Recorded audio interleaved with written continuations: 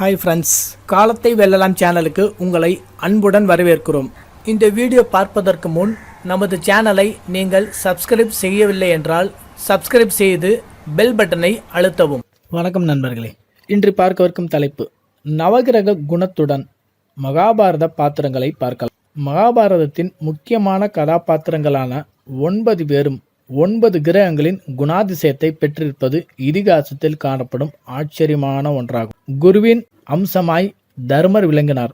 அவரிடம் குருவின் குணமாகிய நீதி, தர்மம், பொறுமை ஆகிய குணங்கள் காணப்பட்டன. செவ்வாயின் அம்சமாய் விளங்கிய அர்ஜுனன் மற்றும் பீமன் அதன் குணங்களாகிய வீரம் மற்றும் காமம் அதிகம் பெற்று காணப்பட்டனர். சூரியனின் அம்சமாய் விளங்கிய கர்ணன் சூரியனைப் போல் கொடைகளில் சிறந்தவனாகவும் கர்ம வீரனாகவும் திகழ்ந்தான். சந்திரனின் அம்சமாய் விளங்கியவன் கண்ணன்.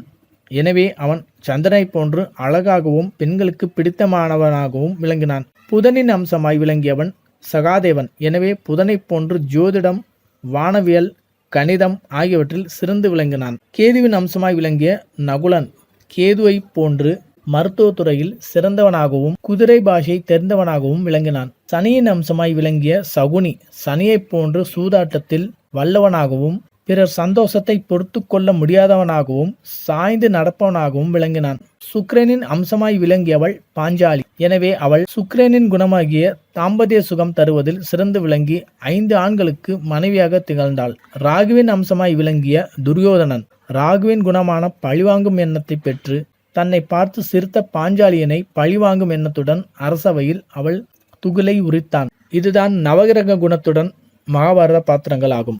நன்றி நண்பர்களே.